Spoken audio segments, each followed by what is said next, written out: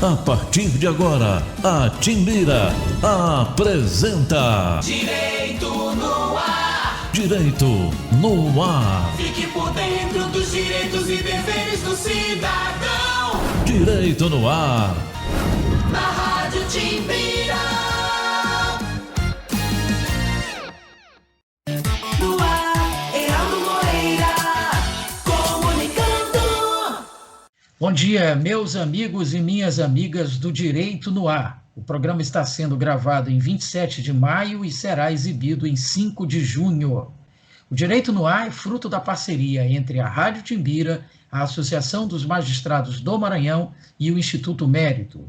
A Rádio Timbira é a emissora oficial do Estado do Maranhão, vinculada à Secretaria de Comunicação Social, cujo secretário é o jornalista Ricardo Capelli. O nosso diretor-geral é o também jornalista Robson Paes. A Associação dos Magistrados do Maranhão é presidida pelo juiz Olídice Cantanhede e tem como diretora de comunicação a juíza Marcela Lobo. O Instituto Mérito divulga em seu perfil no Instagram eventos acadêmicos gratuitos, humor jurídico e, para os que precisam de certificados de atividades complementares para fins de graduação, eventos acadêmicos pagos. O Direito no Ar sempre tem em seu primeiro bloco um entrevistado falando sobre um determinado tema de interesse dos nossos ouvintes. Hoje vamos conversar com a presidente do PROCON do Maranhão, Karen Barros, sobre a atuação desse órgão. Bom dia, doutora Karen Barros, seja muito bem-vinda ao nosso programa. Bom dia, professor Heraldo, é uma enorme satisfação estar aqui com você e levando informação a todos os ouvintes da Rádio Timbira e os consumidores do Maranhão. Doutora Karen, no nosso programa, antes da gente entrar propriamente no tema do dia, a gente procura conhecer um pouquinho mais do entrevistado, até para que isso sirva de inspiração para alguns dos nossos ouvintes. Então, eu queria que a senhora falasse um pouco sobre a sua trajetória na área do direito e, principalmente, como presidente do PROCON, que já é a segunda vez, inclusive, né? Eu sou advogada, né? E logo depois que eu me formei, eu entrei no mestrado de Políticas Públicas da UFMA, que é um mestrado extremamente bem conceituado, com o conceito CAP 6 de avaliação, e terminei o mestrado, já comecei diretamente a trabalhar no PROCON em 2015, como assessora jurídica, fui convidada pelo Duarte para trabalhar, e comecei lá no atendimento, tenho uma trajetória bonita dentro do órgão, enquanto o órgão era ainda uma gerência, a gente conseguiu trabalhar junto para melhorar o órgão, para engrandecer o órgão em todas as regiões do estado, participei diretamente do processo de expansão, logo após, em 2018, fui indicada pelo governador Flávio Dino para a presidência do órgão, dei uma saída, fui para a Secretaria de Educação, depois Secretaria de Segurança Pública e retornei agora esse ano como presidente do PROCON Maranhão para retomar os trabalhos, né, e dar continuidade à nossa expansão, ao nosso atendimento de qualidade. Muito bem, a trajetória é muito bonita. Doutora Karen, e o tema de hoje é a atuação do PROCON. Como é que a senhora avalia o PROCON de hoje? Bom, hoje a gente pode dizer que o PROCON ele é um órgão de referência para todo cidadão, todo consumidor maranhense. Então, todas as causas, às vezes até que não são relação de consumo, os cidadãos do nosso estado nos procuram para ajudar, né, para dar uma orientação. O órgão, de fato, ele entrou para a vida do cidadão, para o consumidor, como uma referência de um órgão que funciona, de um órgão que tem efetividade, que consegue trazer resultados e consegue transformar a vida de várias pessoas. Hoje a gente tem no PROCON também o atendimento do Viva, que isso foi em 2016, que o governador uniu os dois órgãos em uma só autarquia, e isso, óbvio, também trouxe mais força e mais mobilidade para a gente estar em todas as regiões do estado. Hoje nós temos 55 unidades e com a perspectiva de expandir cada vez mais, expandir aqui na Grande Ilha, expandir no interior do estado. E é uma enorme satisfação porque a gente vê o nosso atendimento, o nosso trabalho no dia a dia, né? E transformando a vida dessas pessoas, seja com um simples documento, seja com uma simples notificação para uma empresa, um simples problema para o consumidor sendo resolvido. Bom, eu sou suspeito para falar, mas eu já usei os dois órgãos, o PROCON e o Viva, e assim, com muito êxito, com muita efetividade, com muita competência, rapidez. Então, eu posso dar o testemunho de que realmente os dois órgãos funcionam. Mas, na sua fala anterior, um dado importante é que, por ser referência, o PROCON, a senhora disse, ele acaba servindo de porta de entrada até para questões que não são do PROCON. Então, talvez fosse interessante detalhar isso para a população. O que é a atribuição do PROCON, o que é a atribuição do Viva e que demandas são levadas a vocês que, na realidade, não podem ser resolvidas nem por um nem para o outro, que encaminhamentos são dados? No que tange ao PROCON, a gente tem duas linhas de atendimento, né? A relação de consumo, então tudo que é na esfera de relação de consumo, normalmente está bem desenhado na cabeça do consumidor, do cidadão maranhense, dificilmente ele não entende de situações que não se tratam de relação de consumo. Pelo dia a dia, né? Todo mundo é consumidor, seja diretamente ou seja indiretamente. E tudo que é relação de consumo, a gente consegue intervir para resolver e também demandar pelo consumidor.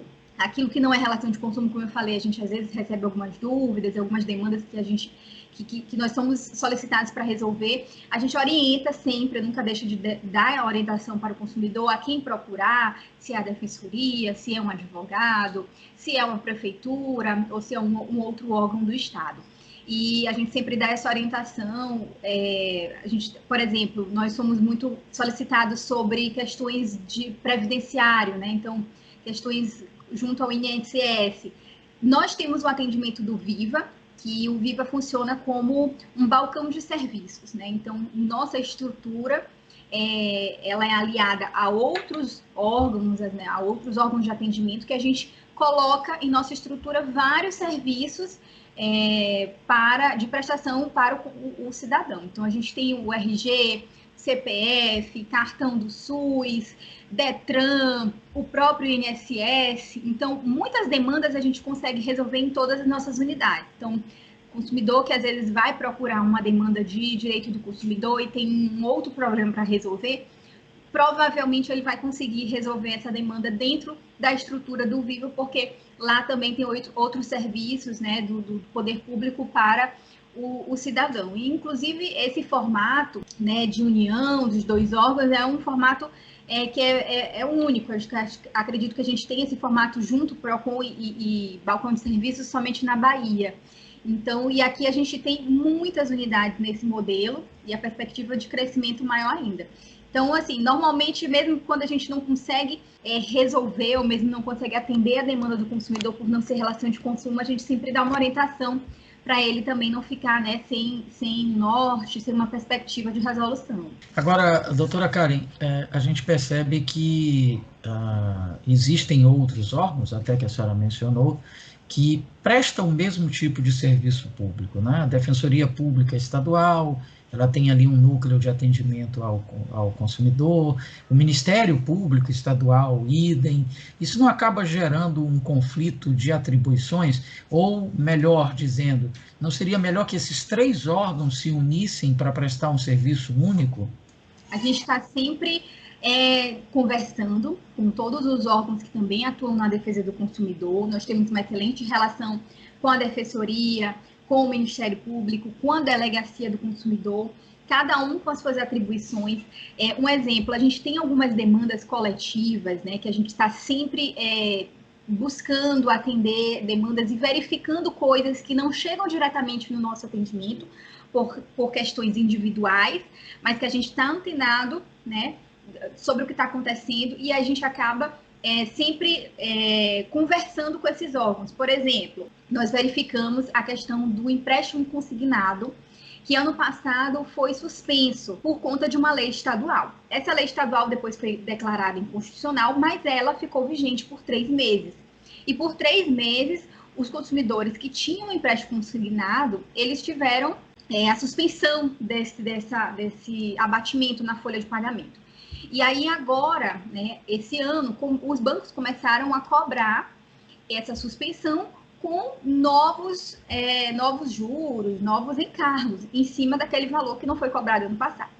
e a gente não recebeu diretamente nenhuma reclamação sobre isso. Nenhum consumidor veio procurar a gente diretamente falando que aquilo era ilegal, enfim, estava simplesmente pagando os encargos, as multas, mas nós verificamos, óbvio, a gente tem servidor que tem empréstimo consignado, então a gente conseguiu verificar que isso estava acontecendo. Investigamos, constatamos, né, porque primeiro a gente verificou o que estava acontecendo, nós soltamos um vídeo falando que era ilegal, e aí conseguimos chamar os consumidores para fazerem as reclamações. E a partir daí, a gente entrou em contato com a Defensoria, né, nós temos uma ótima relação com o Núcleo de Defesa do Consumidor lá da Defensoria, e entramos com uma ação coletiva, né, uma ação civil pública, em conjunto com a Defensoria. E assim a gente vai trabalhando, principalmente nessas demandas coletivas, a gente sempre trabalha em conjunto. O Ministério Público, a gente teve uma reunião agora essa semana, desde quando eu retornei ao PROCON em fevereiro, nós procuramos também o Ministério Público para nos colocarmos à disposição de também ações em conjunto. A gente precisa estar sempre com essas parcerias. Então, assim, sempre acontece esse tipo de diálogo. Na Defensoria, por exemplo, o consumidor que chega lá com uma demanda pequena, né, que ele poderia ter ido ao PROCON para resolver, mas ele chega lá na Defensoria. Eles não negam atendimento. Lá eles têm o mesmo sistema que o PROCON tem, que é o SINDEC, que é o Sistema Nacional do Consumidor. É um sistema que ele é fornecido pelo Ministério da Justiça, que todos os PROCONs do Brasil fazem o uso, né, utilizam, e a Defensoria fez uma parceria conosco já desde 2015, que eles têm esse sistema no computador deles, desses núcleos de consumidor, para fazer essa resolução mais rápida. Então, ao invés deles entrarem com uma ação para resolver aquela demanda do consumidor, eles utilizam o SINDEC. E aí eles atendem o consumidor lá dentro da Defensoria, não tendo que mandar para o PROCON. Então, é uma parceria muito interessante, porque o consumidor, às vezes, vai no primeiro órgão que ele acha que pode resolver, que pode ajudar, mas ele não fica sem o atendimento. O defensor não diz, olha, você deve procurar o PROCON. Ele atende lá, coloca no SINDEC, faz a notificação pela Defensoria, e pela Defensoria ele consegue resolver. Então, assim, essas parcerias, elas são muito efetivas, porque a gente acaba tendo ramificações, né, também em outros órgãos, e não precisando judicializar toda e qualquer demanda. Excelente informação. Então, em suma, ao invés de a gente ter várias portas, é uma porta só, né, com vários acessos. Seria mais ou menos isso. Bom, uma coisa que eu acho muito interessante no que aconteceu no PROCON de 2015 para cá, juntamente com o Viva, foi, além de ter capitalizado, né, ter espalhado por todo o estado essas portas de entrada, com pouco custo, porque quase sempre são parcerias públicos-privadas, vamos colocar assim. O que eu acho mais interessante é que descaracterizou aquela coisa do órgão público tradicional, algo escuro, desestruturado, desorganizado, porque na maioria das vezes o atendimento, por exemplo, é em shopping center.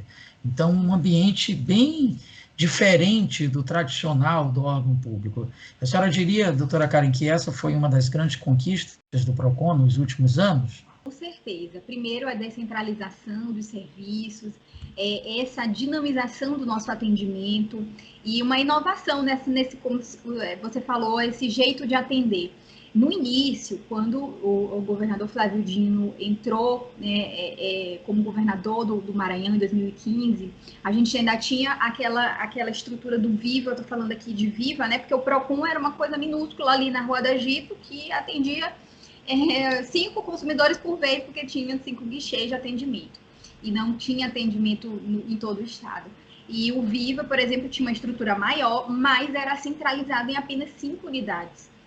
Vou citar o exemplo da unidade do João Paulo, que muitos devem conhecer, que fica ali ao lado da praça, né, em frente ao 24BC, atrás da avenida. Então, já era um lugar de difícil acesso. Quem andava de ônibus tinha que descer da avenida, andar, e normalmente encontrava filas para entrar. Tinha que chegar de madrugada para conseguir ser atendido.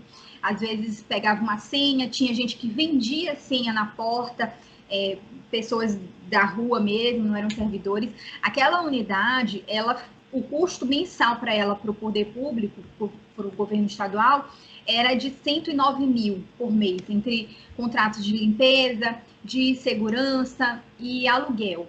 e era uma unidade que não tinha acessibilidade, né? Inclusive, o Ministério Público já estava acionando judicialmente o Viva por conta dessa falta de acessibilidade. Um exemplo, a pessoa que precisava tirar a carteira de trabalho, que naquela época era uma carteira impressa, ela tinha que, se tivesse uma deficiência, ou ela não ia ser atendida, ou ela tinha que ser carregada para o segundo andar para fazer aquela emissão, porque aquele serviço estava no segundo andar. Então, era muito problemático, era uma unidade, assim, muito ruim, assim, você, de fato, era um lugar escuro, era um lugar sujo, antigo, né? Aquela unidade existia desde 2002. E, infelizmente, as pessoas estavam acostumadas com aquele tipo de atendimento bem precário. E a gente conseguiu fazer essa mudança, né? Primeiro, houve essa quebra de paradigma, né? De mudar para uma unidade de um shopping, e a unidade que mais próxima, né? Que ficou equivalente à do João Paulo foi a do Shopping da Ilha. Aquela unidade hoje, ela custa R$ 27.500 para o Estado, com um contrato já de limpeza e segurança, que é fornecido pelo shopping, tá tudo dentro desse valor do contrato do aluguel. Foi uma unidade que o shopping entregou com todo o mobiliário, toda aquela estrutura que a gente vê lá, foi entregue pelo shopping daquela forma. E foi uma espécie de uma parceria público-privada, porque o shopping tinha interesse, né, de ter aquele público, de ter aquele público que o Viva Cidadão traz para dentro do shopping, talvez para consumir, mesmo para circular. E a gente conseguiu dinamizar esse atendimento, ficou de uma forma clara. O consumidor, o cidadão que chega lá, ele consegue ver todos os atendentes que estão trabalhando, quem é que está, a fila, se está grande, se não está. A gente tem um sistema de monitoramento de fila que é da casa, foi feito pelos servidores do Viva, então a gente também não tem esse contrato de monitoramento de fila. Então houve, assim, além do dinamismo, houve também uma economia para o poder público nessa descentralização. A gente conseguiu descentralizar economizando. Tem unidades que não custam nada para o Estado. Por exemplo, a unidade do Golden Shopping, a unidade do Shopping Passeio. São unidades que a gente fez parcerias com os shoppings estavam precisando de público e eles cederam esse espaço, inclusive com a reforma já do espaço do Viva. A gente tem uma unidade do Viva Kids, nesses dois shoppings, Golden e Shopping Passeio lá no Quatrac, que foi todo entregue pelas duas empresas, e são unidades lindas, unidades modelos que a gente tem, funcionando sábado e domingo, inclusive. Então, a gente, de fato, dinamizou esse modelo de atendimento em shoppings, não está só aqui na Grande Ilha, está também em Imperatriz, em Caxias, em Timon. A perspectiva é que a gente consiga reformular também dessa forma em outras cidades, que oferecem esse tipo de serviço para o consumidor. Então, a perspectiva é que a gente sempre melhore nosso atendimento e cresça de uma forma que tenha qualidade. Ou seja, a aplicação do princípio da eficiência da administração pública ao extremo, né? Fazer muito mais, de forma mais confortável, mais agradável, com um custo muito menor. Então, de parabéns o PROCON por isso. Agora, doutora Karen, a pandemia que nós vivemos aí nos últimos 2 anos, de que forma isso afetou o atendimento do PROCON? Nos afetou diretamente, porque o nosso atendimento, primeiramente, no passado, ele foi suspenso, né? Então, assim, muitos consumidores e cidadãos ficaram sem o atendimento direto presencial, mas hoje a gente conseguiu reformular muitos atendimentos. A gente consegue fazer de forma online, no site do PROCON, no aplicativo do PROCON. Só clicar lá em serviços online. Tem vários serviços que não eram feitos antes de forma online, hoje a gente já tem dessa forma. Dinamizou também nesse sentido. E agora, hoje, a gente está com 50% da nossa capacidade de atendimento presencial funcionando por agendamento. Tem funcionado bem, né? Os consumidores estão aderindo a essa modalidade, sabendo que pode fazer de casa a sua denúncia no PROCON, pode fazer de casa ou do trabalho alguns serviços online do Viva. E aqueles que, de fato, precisam ir lá, por exemplo, o serviço do RG, a gente não consegue fazer ele online. Então, o cidadão, ele agenda para ser atendido em uma das nossas unidades e faz o atendimento presencial, que é rápido, não está tendo fila, a gente organizou respeitando o distanciamento, os nossos servidores também estão respeitando o revezamento, né? A gente está fazendo um revezamento de 50% da nossa capacidade de atendimento. E hoje, por exemplo, a nossa fiscalização, a gente conseguiu ser vacinado, graças a Deus, os nossos fiscais, a perspectiva é que a vacina avance e avance também para os nossos servidores, para que a gente consiga voltar, óbvio, todo mundo vacinado, todo mundo bem, se Deus quiser. Bom, nós temos aqui algumas dúvidas que foram enviadas pelos nossos ouvintes sobre aqueles problemas que são mais comuns ou que pelo menos são mais atuais. Por exemplo, doutora Karen, compras com cartão de crédito. 2 perguntas que foram formuladas. Uma, é possível o estabelecimento comercial ele cobrar um valor diferente para quem vai comprar em dinheiro e para quem vai comprar com cartão de débito ou de crédito? E a outra pergunta, é possível também estipular um valor mínimo para a compra com cartões? São perguntas bem pertinentes, que são muito comuns no nosso dia a dia, professor.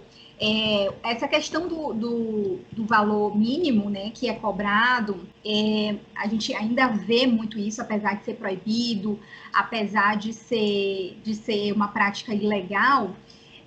Em pequenos comércios, em pequenos bairros ou mesmo no interior do estado, a gente ainda vê essa prática acontecendo, que é aquela plaquinha dizendo para passar no cartão de crédito R$10 o valor mínimo, ou R$15, ou R$20. É uma prática proibida, vedada pelo artigo 39, inciso 1 e 5 do CDC, e é uma prática que muitos consumidores acabam se deparando no dia a dia, mas não sabem que é uma prática ilegal. Então, muito importante informar a todos que o consumidor tem direito de passar qualquer valor no cartão de crédito. O estabelecimento ele não é obrigado a aceitar essa forma de pagamento, que fique bem claro. Então, quando às vezes a gente vê um estabelecimento que não trabalha com cartão, essa prática não é ilegal, pode acontecer. Eles não são obrigados realmente a aceitar cartão de crédito. Mas quando eles aceitam o cartão de crédito ou débito, eles têm que informar e têm que aceitar qualquer valor. Porque aquele ônus do custo da máquina, ele tem que ser um ônus do fornecedor, da empresa, não é o consumidor que vai ter que pagar, porque acaba que eles colocam um valor mínimo por conta do valor da taxa da maquininha, que fica alta para eles, e para passar, por exemplo, R$1 de pão no cartão de débito, eles acham que quem tem que pagar esse ônus dessa máquina é o consumidor. Na questão da diferenciação do valor, infelizmente, a gente tem uma legislação que antes ela era uma medida provisória e depois se tornou uma legislação que é a 13455, que ela permite a diferenciação do valor no débito e no crédito. Eu falo infelizmente porque eu discordo um pouco do entendimento dessa lei que coloca para o consumidor esse ônus do que é feito nessa operação de crédito ou de débito. Mas a lei está lá e nós somos o órgão do executivo, a gente está para cumprir e orientar o que a legislação vigente fala. E essa lei permite. Então, o consumidor que se deparar com essa diferenciação no débito e no crédito, saiba que é permitido. Óbvio que a gente tem algumas situações que podem fugir do razoável. Hoje, recentemente, a gente recebeu uma denúncia de um consumidor que o valor aumentou mais do que 50% na venda com o cartão de crédito. E é um valor, uma diferenciação muito abusiva no entendimento do PROCON. E aí, nesse caso, a gente fez a intervenção, notificou a empresa, mas essa diferenciação normalmente é feita de acordo com a taxa, então, às vezes, é uns 5%, 10% de diferença, e ela é permitida pela Lei 13455, e ela pode acontecer. A gente via muito isso, até mesmo antes da legislação, em postos de combustíveis. Então, o posto de combustível tinha um valor no débito e outro no crédito, e hoje já foi pacificado pela legislação, já pode acontecer, qualquer fornecedor pode trabalhar com preços diferentes, seja no débito, seja no crédito, ou seja no dinheiro. Uma outra demanda que nos foi trazida pelos nossos ouvintes é com relação aos créditos do transporte público aqui em São Luís. O que está acontecendo em relação a isso, doutora Karen? Bom, nós temos duas situações sobre essa questão de créditos.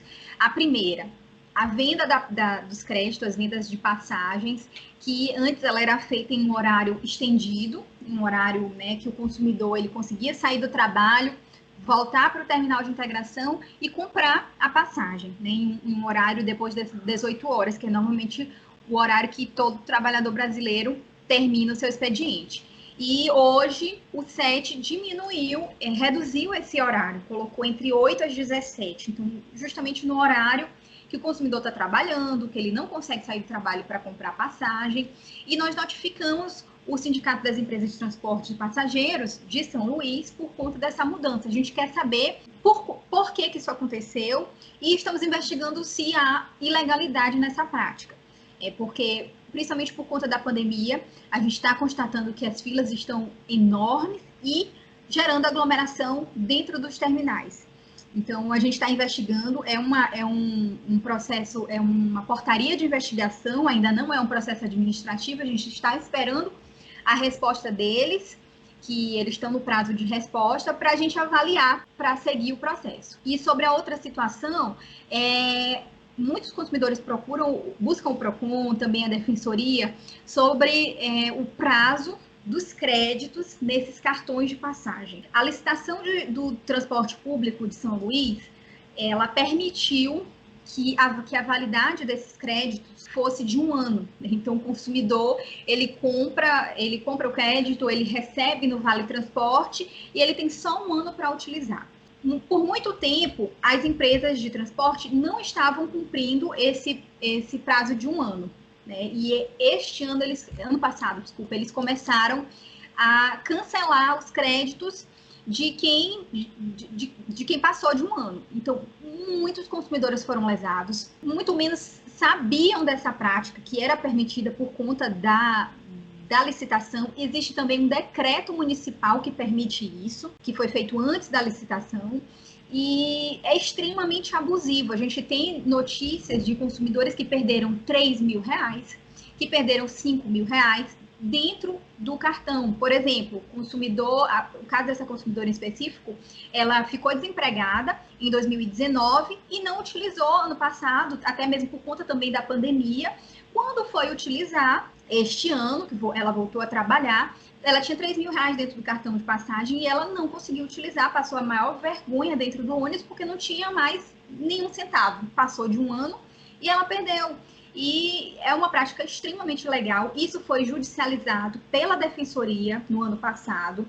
Quando eu retornei ao PROCON agora, em fevereiro, foi a primeira coisa que eu fui pesquisar. E aí a gente pesquisou e está na vara de interesses difusos e coletivos. A gente já também entrou em contato com a Defensoria para se habilitar no processo. Então, o PROCON também vai fazer parte desse processo para lutar por esse direito dos consumidores. Tem muita gente que nem sabe que perdeu dinheiro dentro desse lapso temporal de 1 ano e não sabe que foi prejudicado. O papo com a doutora Karen sempre rende muito, porque, como ela disse, quase tudo que perpassa pelo nosso dia a dia é uma questão de consumo. Então, são muitas dúvidas, são muitas perguntas, mas o tempo nosso aqui é de minutos, são só 30 minutos do primeiro bloco. A boa notícia é que desde da semana passada a gente já conta dentro do nosso programa Direito no Ar, com um quadro permanente, chamado Pode Isso, PROCON, que as respostas são dadas pela própria doutora Karen. Então, ao longo dos próximos programas, você vai ter a oportunidade de saber muito mais sobre a atuação do PROCON e, principalmente, conhecer os seus direitos enquanto consumidor. Então, a gente agradece a participação da presidente do PROCON Maranhão, doutora Karen Barros, pela excelente e esclarecedora entrevista e abrimos espaço para suas considerações finais. Professor, muito obrigada pelo espaço. De fato, esse tema está presente nas nossas vidas 24 horas por dia, mesmo quem não faz uma compra direta, mas é atingido por uma publicidade abusiva, por exemplo. Então, todos nós somos consumidores. E se deixar, a gente fala aqui o dia todo sobre situações que acontecem no dia a dia dos consumidores maranhenses e como a gente está atuando para resolver essas situações. Mas agradeço o espaço e me coloco à disposição sempre para vir aqui tirar as dúvidas e falar sobre as nossas ações e reiterar essa participação do PROCON no programa, tirando essas dúvidas e levando informação para os consumidores maranhenses. Obrigada. Nós que agradecemos, doutora Karen, e com essa sua fala final, me permita fazer aí uma analogia, um paralelo. O PROCON é como se fosse o SUS, né? Tem pessoas que dizem assim, eu não uso o SUS porque eu tenho plano de saúde. Há aqueles que dizem, eu não uso o PROCON porque eu tenho advogado, eu pago um advogado, não preciso. Só que lá no SUS ela esquece que a vigilância sanitária age preventivamente para que ela não tenha um problema alimentar, a vacinação é feita pelo SUS, a mesma coisa é o PROCON, a senhora acabou de colocar aí, né? O PROCON, quando impede uma publicidade abusiva que atingiria aquela pessoa que diz não precisar do PROCON, ela está sendo beneficiada também pela atuação do PROCON. Então, a gente agradece muito em nome de todos os cidadãos maranhenses por esse grande trabalho que está sendo feito.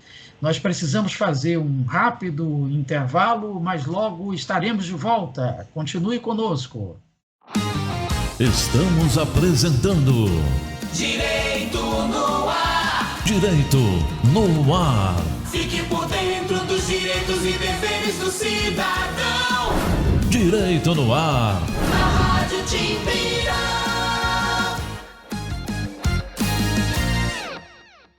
Gente, o bicho tá pegando. A nova variante faz vítimas de todas as idades. Os jovens estão morrendo também. Então, é preciso que você entenda. A situação é grave e está longe de acabar. Não se engane. Se você já pegou o vírus, pode pegar de novo. Por isso, se cuide, proteja sua família. Evite aglomerações, use máscara, mantenha as mãos limpas. Essa luta tem que ser de todos nós. Governo do Maranhão. youtube.com/TV Timbira. Acesse e acompanhe a programação da Nova 1290. @Rádio Timbira no Facebook, Twitter e Instagram. É a Nova 1290 no seu computador ou smartphone.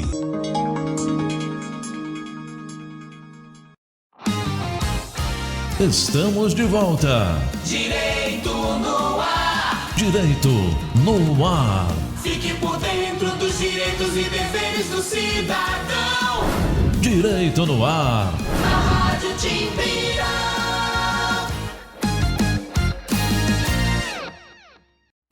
No ar, Heraldo Moreira, comunicando.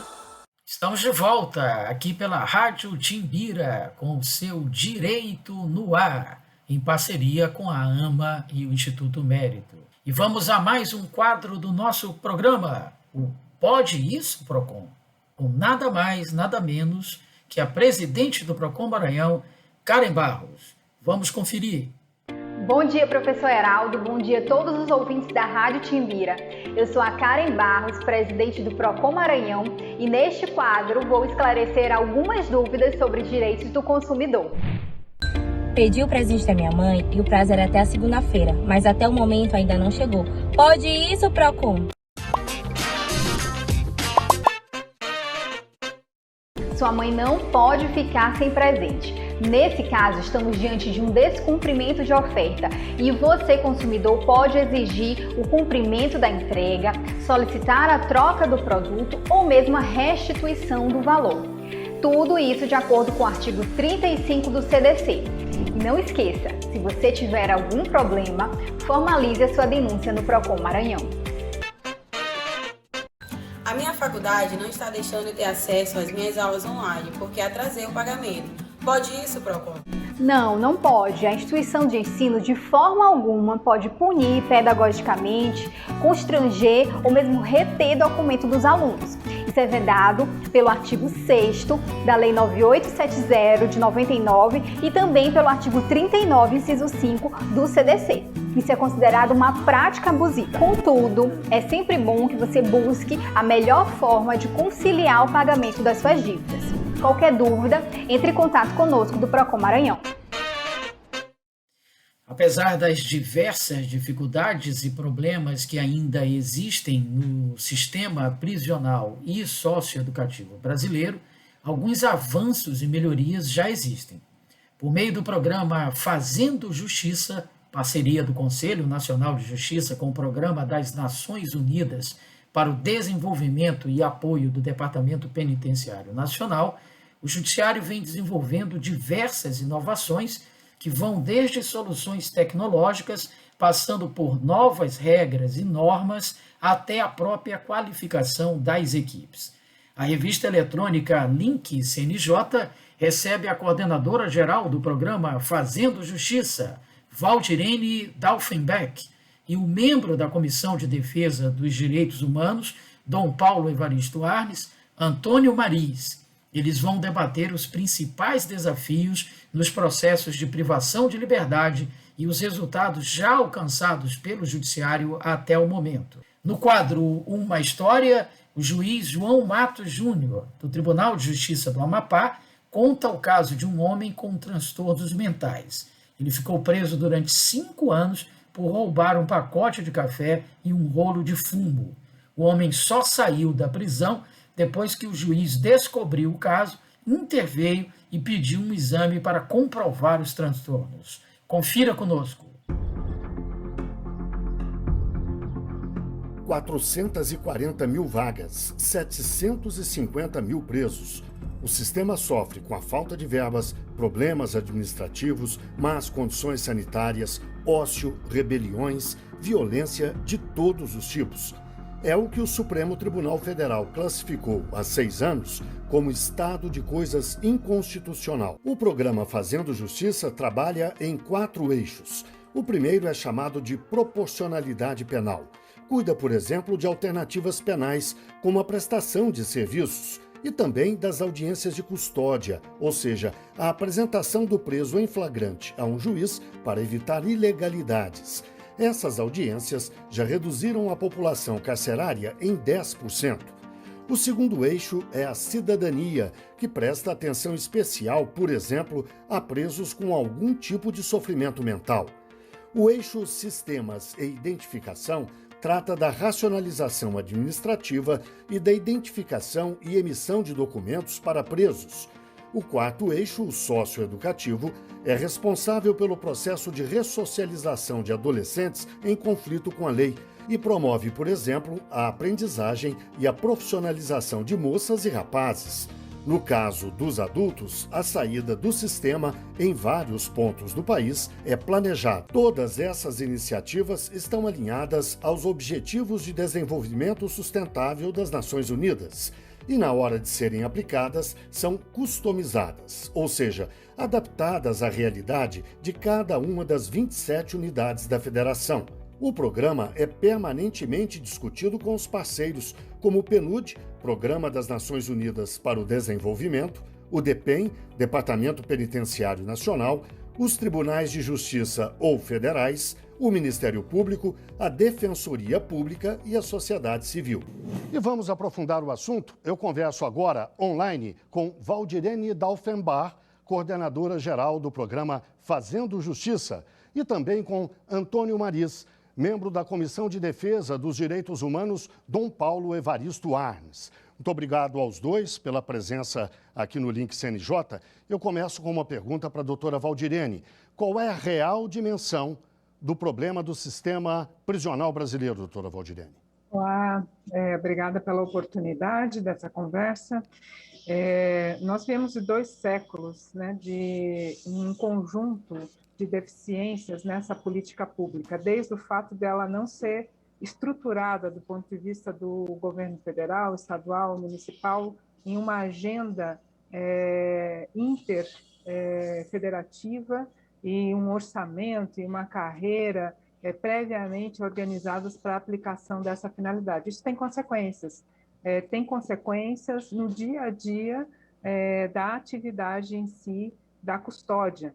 E passando também por uma série de violações que foram se acumulando no decorrer dos tempos, do ponto de vista da garantia de direito das pessoas que estão respondendo a um processo custodiadas ou que foram condenadas a pena privada de liberdade. Se nós temos ambientes de custódia superlotados, com situações saturadas na parte sanitária, falta de espaços adequados e também de oportunidades para atividades básicas de educação e de trabalho, a gente tem um contingente de pessoas hoje, cerca de 750 mil pessoas custodiadas, que têm uma rotina extremamente degradante. Então, muito ainda temos por fazer, muito fizemos, mas ainda é insuficiente para mudar a realidade e o cotidiano de cada uma dessas pessoas. Doutor Antônio, o senhor faz parte de uma entidade, a Comissão Arnes, que trata de direitos humanos e que lida diretamente com esse assunto. Qual é a real dimensão dos problemas que o sistema prisional brasileiro enfrenta? Há uma inércia com relação ao sistema que parte da sociedade. A sociedade clama por prisão e nada mais do que isso. Ela clama por prisão se esquecendo de que esse preso sairá das cadeias um dia. E sairá não tendo sido preparado para sair e para se tornar um elemento prestante, sairá da cadeia com uma carga criminosa muito maior do que entrou, dando à sociedade uma dimensão da periculosidade pessoal dele que ele não possuía no passado. E a sociedade não entende isso. A sociedade deveria se preocupar com o sistema penitenciário, se não por uma questão de solidariedade humana, como nós todos fazemos, por uma questão de autopreservação. Até por egoísmo, nós deveríamos pensar um pouco mais no sistema penitenciário. Nós clamamos por prisão, trancafiamos o preso e nada mais fazemos no seu prol. Eu falo como regra. Claro que há exceções.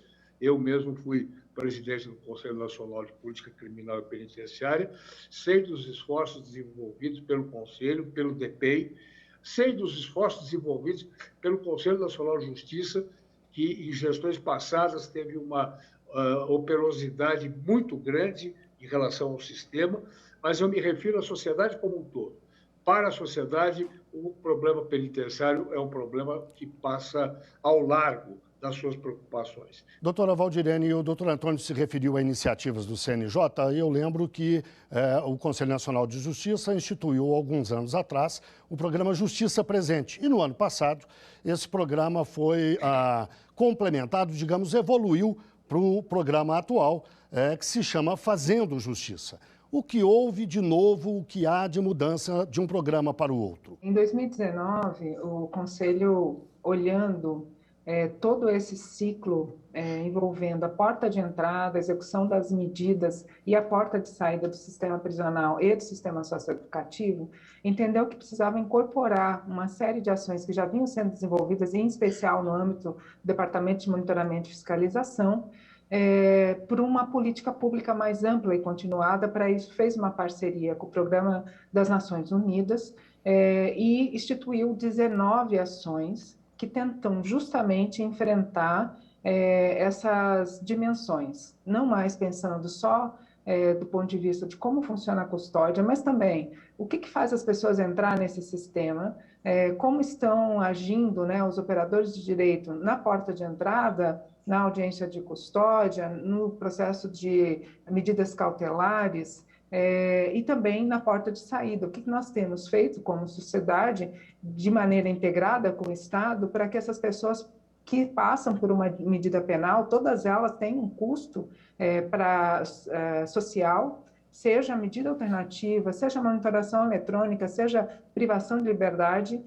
Há impactos na vida social, profissional, econômica desses sujeitos, e como nós estamos, como sociedade, como Estado, agindo para que essas pessoas possam retomar uma vida produtiva, uma vida integrada, uma vida digna, de maneira que todo esse processo punitivo faça, inclusive, algum sentido e não agrave ainda mais os danos de um processo de exclusão social que marca a sociedade brasileira.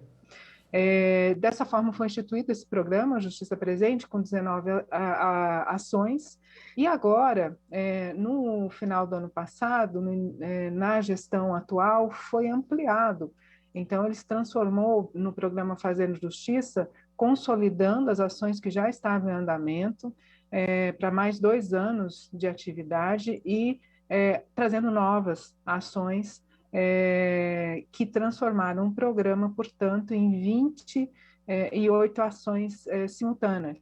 Essas ações novas, elas dizem respeito a alguns focos que até então não haviam sido abordados, mas são extremamente necessários, como, por exemplo, uma ação mais específica voltada a vítimas, atenção a vítimas de pessoas que passam por uma situação de crime, a necessidade também de a gente acompanhar, conhecer, orientar, criar melhor estrutura para os serviços psicossociais que atuam nas varas diferentes do judiciário, como varas de execução penal, varas criminais, varas de alternativas penais, varas que envolvem a infância e juventude.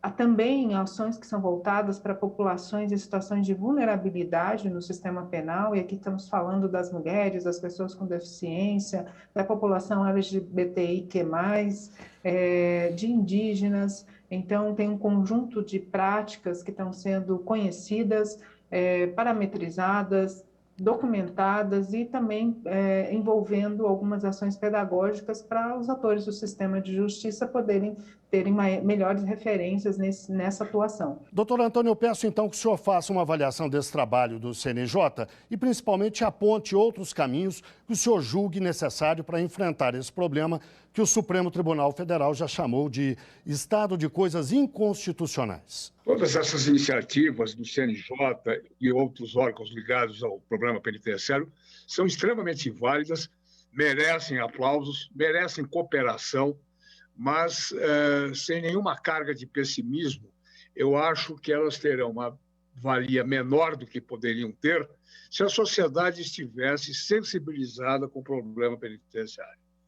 O homem brasileiro clama, como eu disse, por cadeia, clama por prisão, como se a prisão fosse a única resposta possível ao crime cometido, e não cuida do preso enquanto tal, e muito menos cuida do preso, e aí é o sistema como um todo também, quando posto em liberdade. Na verdade, falta vontade política de se melhorar o sistema, exatamente porque a sociedade dá as costas ao sistema. Nós temos uma lei de execuções penais que é uma das mais avançadas, uma das mais completas do mundo, mas a exemplo do que ocorre com outras leis, nós temos duas legislações, ou melhor, nós temos dois Brasis, o Brasil legal e o Brasil real. O Brasil da realidade não cumpre o que a lei determina, quer no setor penitenciário, quer no setor da criança, do menor adolescente. Nós temos um Brasil que não segue a lei, porque os homens brasileiros, aqueles que nos comandam, não estão nem um pouco preocupados com determinados temas que são postos de lado pela própria sociedade. Eu lembro-me quando eu comecei a advogar, nos idos de 70, nós tínhamos a penitenciária de São Paulo e a própria casa de detenção com quase toda a sua população fora do ócio. Trabalhavam. Havia convênios com a fábrica de bicicletas Caloi, havia convênios com a Drible, fabricante de bolas, e outras tantas. Hoje eu não sei se o percentual de convênios, se o percentual de presos trabalhando é satisfatório. Eu acho que não. É preciso também, em face dessas questões, que o judiciário se comova com esses problemas todos. O judiciário prende mal. Os juízes, especialmente os juízes jovens, acham que colocar na cadeia é cumprir o dever. Colocar na cadeia é fazer justiça. Não é, não. O número de presos provisórios é enorme. Quase 40%, 35% da população carcerária ainda não foi julgado. Não foram julgados esses 35%. O judiciário precisa se sensibilizar. A aplicação mecânica da lei cria grandes problemas humanos, desvia o sistema penitenciário dos seus objetivos, que estão relacionados à recuperação do homem. Vamos prendendo.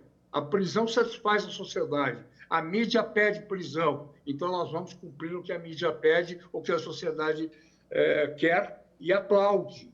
Quando não há prisão, parece que não houve justiça. Doutora Valdirene, como é que a senhora avalia essas críticas ao trabalho do judiciário na questão prisional? Ainda é insuficiente todo o esforço que está sendo realizado. Sem ele, provavelmente situações mais graves ainda ocorreriam. Mas, diante disso, é necessário concordar, porque o efeito para as pessoas que estão passando por dentro do sistema de justiça, ele ainda é um impacto muito ruim. E com isso a gente acaba gerando um próprio questionamento sobre a atuação do sistema de justiça como um todo. Falo do Ministério Público, falo da Defensoria e falo do Judiciário. Se nós não alcançarmos uma melhor empatia, um melhor grau de humanidade, de efetividade, do ponto de vista da pretensão da justiça, os esforços institucionais, burocráticos, eles não vão dar conta do problema da criminalidade, da violência. Então, há respostas, sim, que podem e darão resultado, como essas que já mencionei, que têm a ver com programas integrados com os diversos poderes, com sistemas de informação que ajudam os juízes a reconhecer pessoas que estão em época já de progressão de pena, fazendo com que elas não passem mais tempo dentro de uma unidade prisional do que é devido a partir do processo, qualificando essas equipes psicossociais que estão nas audiências de custódia, para que também os juízes tenham mais informações para poder melhor definir a necessidade e a legalidade das prisões, no ambiente da audiência de custódia, para que os juízes da execução, por exemplo, tenham parâmetros melhores definidos, instrumentos melhores configurados, para que possam fazer a correção no ambiente prisional, estando presente no cotidiano, verificando as condições de ambiente de custódia. Então, essas iniciativas estão em curso e darão resultado diminuindo esses impactos negativos à porta de entrada, da execução, do cotidiano, das violações, fazendo com que elas de fato sejam apuradas, que elas não sejam normalizadas. Não é normal que alguém passe fome dentro do ambiente de custódia do Estado, não tenha assistência à saúde, que seja relegado a uma situação de isolamento total, sem nenhum tipo de contato com a sociedade, com sua família. Isso não é normal. Então, o Judiciário se posiciona com isso e, através dessas ferramentas de aproximação tecnológicas e também de melhor qualificação, a gente espera que essas respostas sejam mais rápidas. A mesma coisa, vou tratar das medidas alternativas. Precisamos ter parâmetros melhores também para a aplicação dessas medidas, conhecendo a realidade de cada uma das pessoas acusadas. No caso da monitoração eletrônica, é importante reconhecer os impactos desse tipo de vigilância frente a pessoas, por exemplo, com transtorno mental, a mulheres que precisam cuidar das suas crianças, levando elas para as escolas e fazendo outros afazeres domésticos, reconhecendo a aplicação de cada medida proporcional ao crime que está sendo acusado ou pelo qual pena que está sendo imputada, e as características desse indivíduo. Então, um judiciário que consegue olhar essas pessoas com suas peculiaridades e dosar melhor a sua medida penal, essa medida penal é um judiciário mais eficiente. E é para isso que nós estamos trabalhando também, nesse momento que o CNJ e o Programa Fazendo Justiça empreende seus esforços. Eu agradeço mais uma vez a participação de Valdirene Dalfenbar, coordenadora-geral do Programa Fazendo Justiça, e também do advogado Antônio Maris, membro da Comissão de Defesa dos Direitos Humanos, Dom Paulo Evaristo Arnes. Vamos ao quadro Uma História, aquele momento em que um juiz ou uma juíza conta um caso que marcou a carreira dele ou dela. Bom, a história que mais me marcou nesses anos de juiz de execução penal foi a história do senhor Raimundo. O senhor Raimundo foi uma pessoa que praticou um crime em uma comarca do interior do meu estado, do Amapá. Ele subtraiu um pouco de café, bolacha e fumo. Ele entrou no estabelecimento comercial e subtraiu isso de lá. Mas o senhor Raimundo tinha um grave problema mental. Ele bipolaridade, tinha uma deficiência que, à primeira vista, ninguém conseguia identificar, mas ele, tão logo fosse acuado, ou fosse entrevistado, ou perguntado, ou indagado, a primeira coisa que ele fazia era, ele dizia ao interlocutor dele assim: eu vou te matar. Era a primeira coisa que ele falava. Era uma forma de defesa que ele tinha criado exatamente para não sofrer maus tratos, não apanhar. Ele tinha, na época da prisão, 63 anos, 64 anos. E na audiência, a juíza fez a pergunta para ele sobre o caso, e ele olhou para a juíza e falou assim: eu vou te matar. Falou para a juíza. E a juíza logo ficou amedrontada, né, porque ele falava com uma convicção, como se fosse a pessoa mais perigosa do mundo.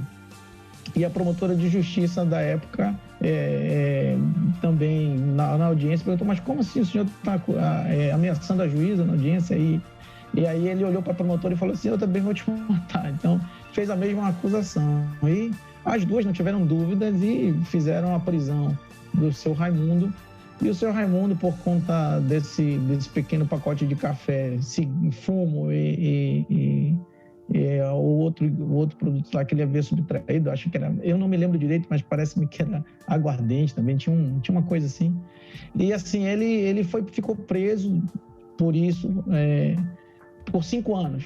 Ingressou no sistema sem nenhuma documentação, ele não tinha um registro adequado de quem ele era, de onde ele vinha. E nós começamos essa apuração e no final nós identificamos que sim, ele tinha um transtorno, era um transtorno bipolar, ele sofria disso, ele morava na área rural mesmo desse interior, e ele estava, na época do crime, por conta disso, ele nunca tinha matado ninguém, não tinha essa periculosidade toda. Ele fez essa ameaça e a minha equipe se debruçou sobre esse caso do seu Raimundo, até o ponto em que a porta do sistema prisional abraçou uma pessoa que não necessitava de uma prisão, mas sim de um outro serviço do Estado, um serviço de saúde, seguramente.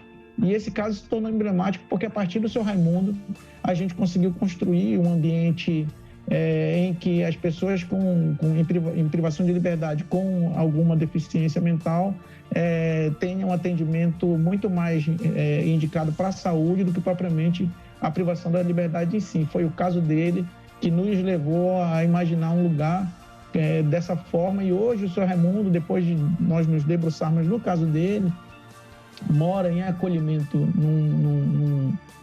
numa instituição aqui da capital.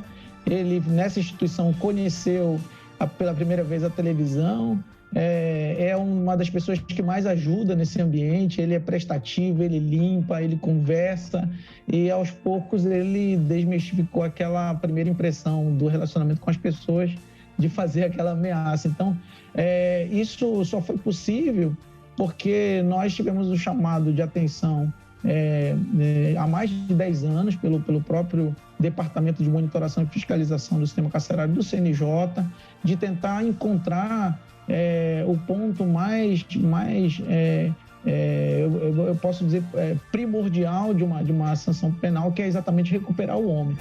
Caso você queira participar do nosso programa, apesar dele ser gravado, você pode fazê-lo com críticas, dúvidas ou sugestões pelo nosso e-mail amaimprensa@gmail.com. AMA, imprensa, tudo junto, @gmail.com, amaimprensa@gmail.com. Voltaremos semana que vem com o seu Direito no Ar, um programa da Rádio Timbira, Associação dos Magistrados do Maranhão e Instituto Mérito. Até lá e muito grato por sua audiência. Você acabou de acompanhar mais uma atração da Timbira AM. Direito no Ar. A primeira do Maranhão. Timbira.